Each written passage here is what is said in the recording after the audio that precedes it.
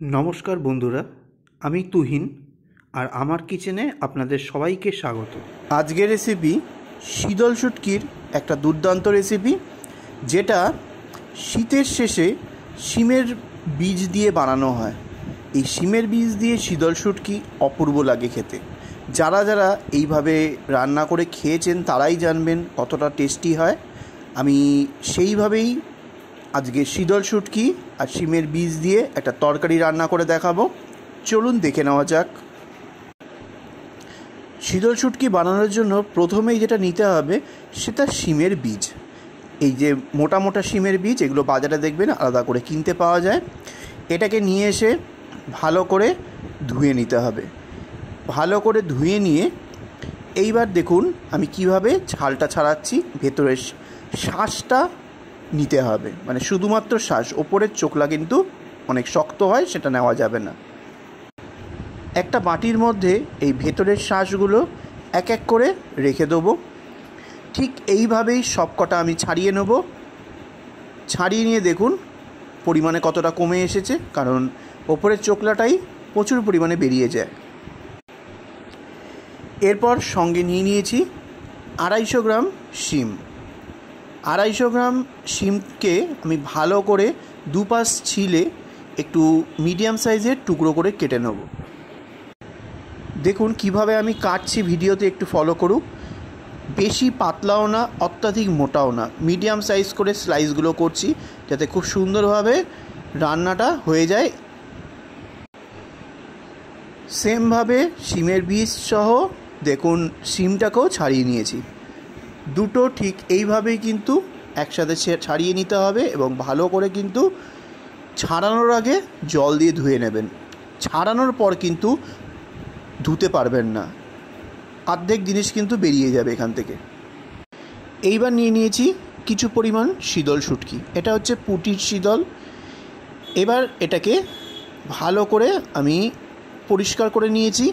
ওপরের যত আঁশ, যত পাখনা সব আমি ছাড়িয়ে নিয়েছি অলরেডি। এইবার ডাইরেক্ট রান্নায় চলে যাব। কিভাবে এটা রান্না করতে হয়, প্রথমে একটা কড়াই নিয়ে নিয়েছি আর পরিমাণ মতো তেল নিয়েছি।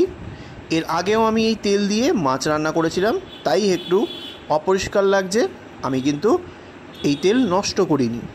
এবার শুটকি মাছের জন্য আরও কিছুটা তেল আমি এখানে অ্যাড করে দেবো, কারণ শুটকি মাছে তেলটা একটু বেশি দিয়ে রান্না করতে হয়। আপনারা কিন্তু আপনাদের পছন্দ অনুযায়ী তেল ব্যবহার করতে পারেন, মানে কতটুকু নেবেন। এইবার তেলটা ভালো করে গরম হয়ে গেলে এর মধ্যে দিয়ে দেবো প্রায় 2টো রসুনকে ভালো করে কেটে একদম স্লাইস করে নিয়েছি, নিয়ে এর মধ্যে দিয়ে দিলাম।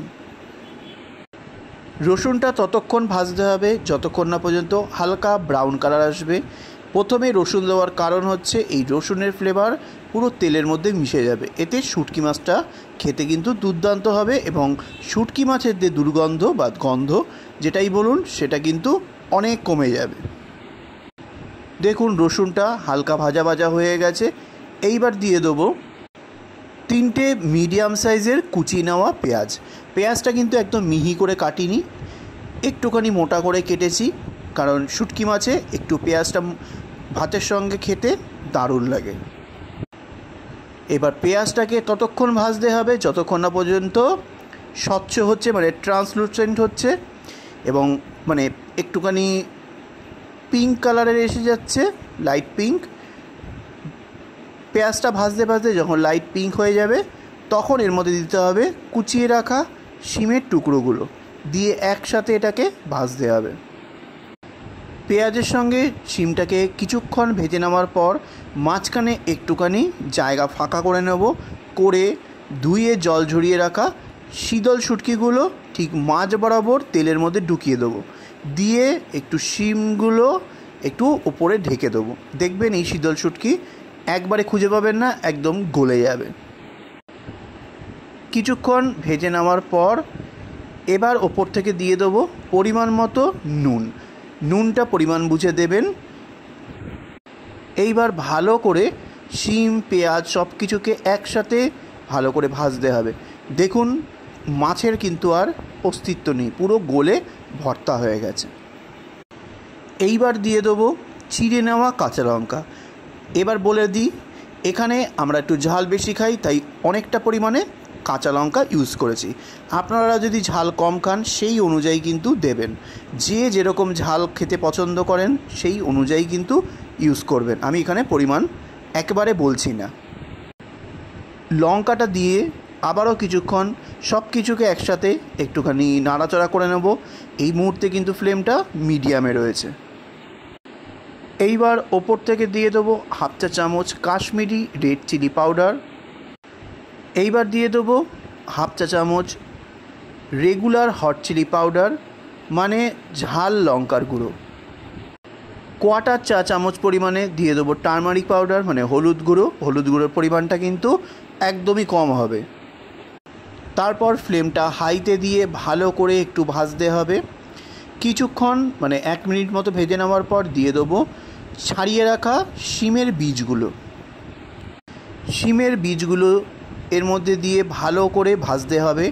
অবশ্যই মিডিয়াম ফ্লেমে একটু সময় নিয়ে কিন্তু ভাজতে হবে। এবার সব কিছু ততক্ষণ পর্যন্ত ভাজতে হবে যতক্ষণ না পর্যন্ত জলটা মরে না যাচ্ছে, মানে জলটা শুকিয়ে না যাচ্ছে।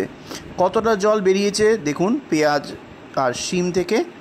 এটা কিন্তু ভালো করে শুকিয়ে নিতে হবে। হাই ফ্লেমে ভাজতে ভাজতে যখন দেখবেন যে জলটা শুকিয়ে গেছে, হালকা তেল রিলিজ করেছে, তখন এর মধ্যে দিয়ে দিতে হবে হাফ কাপ পরিমাণে জল। তারপর ঢাকা চাপা দিয়ে মিডিয়াম ফ্লেমে 10 মিনিটের জন্য এটাকে ভালো করে সিদ্ধ করে নিতে হবে। এইবার 10 মিনিট পর ঢাকাটা তুলে নেব। দেখুন প্রচুর জল কিন্তু রয়েছে। এবার এটাকে হাই ফ্লেমে কিন্তু ভালো করে ফুটিয়ে এটাকে শুকিয়ে নিতে হবে।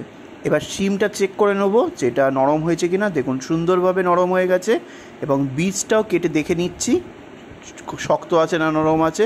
দেখুন বীজটাও কিন্তু নরম হয়ে গেছে। তার জন্য কিন্তু একদম টাটকা বীজ আনবেন, মানে শুকনো বীজ আনলে প্রেসার কুকারে দিয়ে একটা সিটি দিয়ে সেদ্ধ করে তবে কিন্তু ইউজ করবেন। তারপর ওপর থেকে দিয়ে দেবো কিছু রসুনের কোয়া। এটা ভাতের সঙ্গে খেতে কিন্তু অপূর্ব লাগে। তারপরে সব কিছুকে দিয়ে আবারও একটু ভাজা ভাজা করতে হবে যতক্ষণ না জল শুকিয়ে যাচ্ছে। এবার ওপর থেকে কিছু পরিমাণ নুন দিয়ে দেবো। টেস্ট করে দেখেছিলাম নুনটা কিন্তু কম ছিল। আর ওপর থেকে আরও কিছুটা চেরা কাঁচা লঙ্কা দিয়ে দিলাম ফ্লেভারের জন্য আর ঝালের জন্য। যে যেমন ঝাল খাবেন সেই আন্দাজেই কিন্তু দেবেন। ঝালটা কিন্তু আপনার নিজের ওপর ডিপেন্ড করছে। আবারও কিছুক্ষণ নাড়াচাড়া করার পর আরও 10 থেকে 15 মিনিটের জন্য ঢাকা দিয়ে এবারে লো ফ্লেমে দিয়ে এটাকে সুসিদ্ধ করে নিতে হবে। এইবার ঠিক 15 মিনিট ঢাকা দিয়ে সেদ্ধ করে নেওয়ার পর ঢাকনাটা তুলে নিলাম। দেখুন তেলটা কিন্তু আস্তে আস্তে ওপরের দিকে আসা শুরু হয়েছে। আবারও হাই ফ্লেমে দিয়ে ভালো করে এটাকে কষতে কষতে ভাজা ভাজা করতে হবে যাতে সব কিছু একসাথে একদম কষা কষা টাইপের হয়ে যায়। দেখুন খুন্তি চালিয়ে চালিয়ে বেশ ভালো করে হাই ফ্লেমে ভাজতে ভাজতে চারধার দিয়ে কিভাবে তেল উপরে চলে এসেছে। যখনই বুঝবেন এইভাবে তেল উপরে চলে এসেছে তখন বুঝবেন আপনার রান্না কমপ্লিট। ঠিক এইভাবে রান্নাটা করে খেয়ে দেখবেন। রেসিপিটা যদি ভালো লাগলে অবশ্যই কিন্তু কমেন্ট করবেন, বন্ধুদের সঙ্গে আত্মীয় পরিজনদের সঙ্গে রেসিপিটা শেয়ার করবেন। আর পাশে থাকার জন্য সাবস্ক্রাইব করে বেল আইকন ক্লিক করে অল বাটন ক্লিক করতে কিন্তু ভুলবেন না যেন। নমস্কার।